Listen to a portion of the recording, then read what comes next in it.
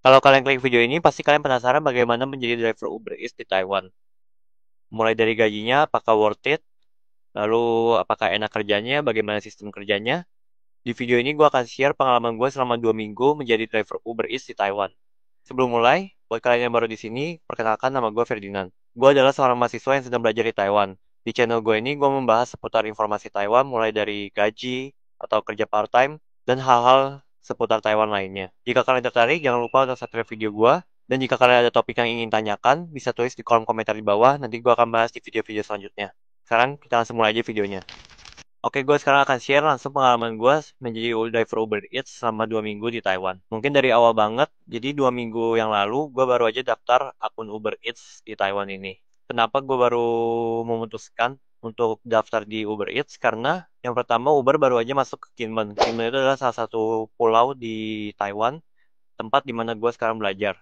Lalu gue melihat ada kesempatan di sini di mana driver Uber itu belum banyak di kota gue, jadi gue mikir ini adalah kesempatan yang bagus untuk masuk sekarang. Jadi gue langsung membuat akun di situ, gue masukin dokumen-dokumen, daftar segala macam. Lalu gue juga beli tas untuk menyimpan makanannya di belakang motor itu seharga sekitar 600.000 rupiah untuk dikirimkan ke dormitory gue.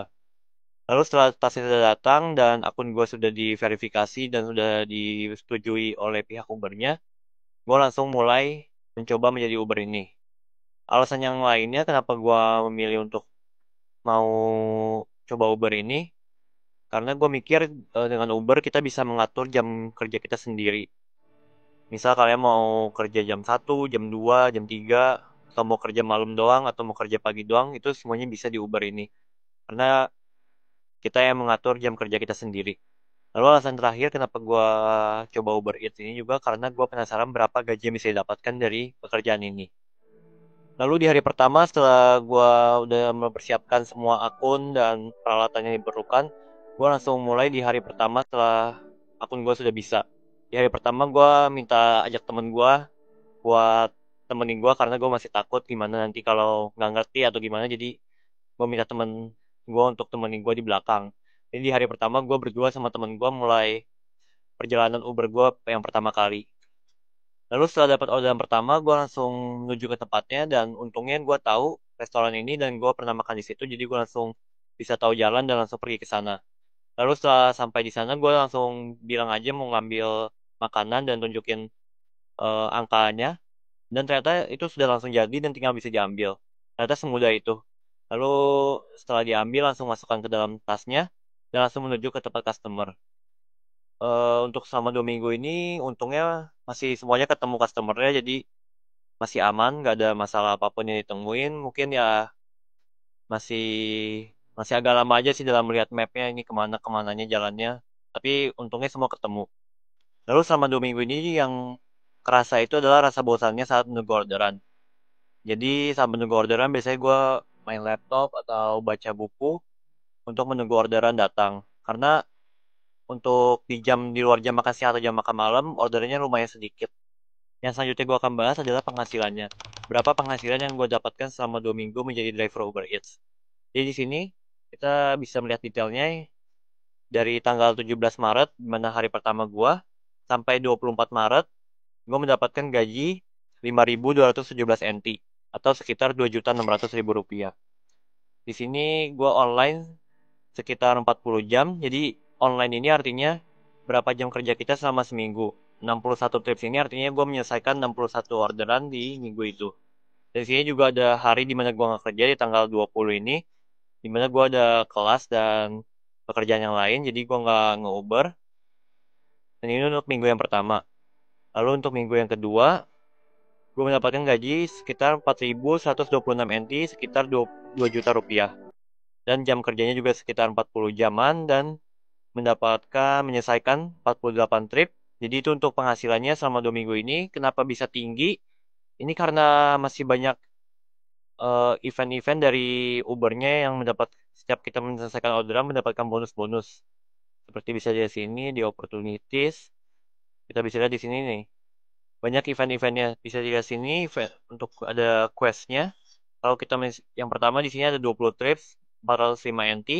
Itu artinya kalau kita menyelesaikan 20 trips, kita mendapatkan 405 NT atau sekitar 200 ribu rupiah. Jadi yang bikin penghasilannya tinggi itu adalah bonus-bonus ini. Lalu yang selanjutnya gue akan bahas untuk kelebihan dan kekurangan menurut gue selama gue kerja selama 2 minggu ini. Kita mulai dari kelebihannya dulu.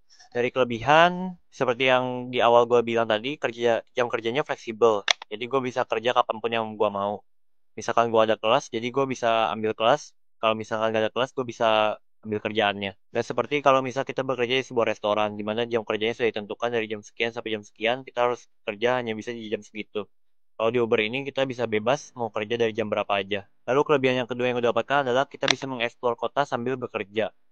Karena di mana gue berpikir Kinmen adalah kota yang kecil, ternyata saat gue mengantar Uber di sini, ternyata Kinmen lumayan besar. Banyak tempat yang belum pernah gue datangin sebelumnya. Lalu kelebihan ketiga, kita juga bisa mendapatkan tips dari customer. Dan di dalam 2 minggu ini juga gue mendapatkan beberapa tips dari customer. Sekarang kita akan masuk ke kekurangannya. Untuk kekurangannya pertama jelas penghasilannya nggak menentu karena ini berdasarkan dengan orderan dari customer. Kalau nggak ada orderan bisa aja kita seharian nggak mendapatkan untung apapun. Lalu untuk kekurangan yang kedua adalah kadang kalian harus menunggu lama di restoran untuk mengambil orderan dari customer kalian. Jadi itu memakan waktu yang lumayan, jadi itu bisa membuang waktu kita. Lalu untuk kekurangan yang ketiga, kalian bisa capek di jalan, apalagi kalau cuacanya buruk, itu akan sangat merepotkan. Jadi itu dia pengalaman gue selama 2 minggu menjadi driver Uber Eats.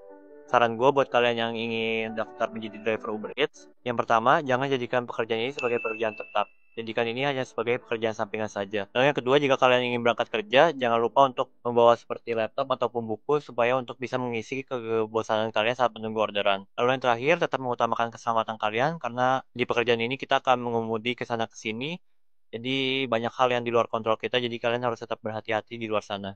Jadi itu dia pengalaman gue selama 2 minggu menjadi driver Uber Eats di Taiwan. Menurut gue kerjanya cukup fleksibel dan lumayan buat penghasilan tambahan. Bagaimana menurut kalian? Kalau kalian tertarik daftar menjadi driver Uber Eats, kalian bisa pakai kode referral link di bawah. Nanti kalian bisa mendapatkan bonus setelah kalian menyelesaikan beberapa orderan kalian. Jadi sampai sini aja video kali ini. Kalau menurut kalian video ini bermanfaat, jangan lupa untuk share ke teman-teman kalian yang ingin mengetahui informasi ini juga. Lalu jika kalian mempunyai pertanyaan seputar Taiwan, kalian bisa tulis di kolom komentar di bawah, nanti akan gue buatkan di video-video selanjutnya.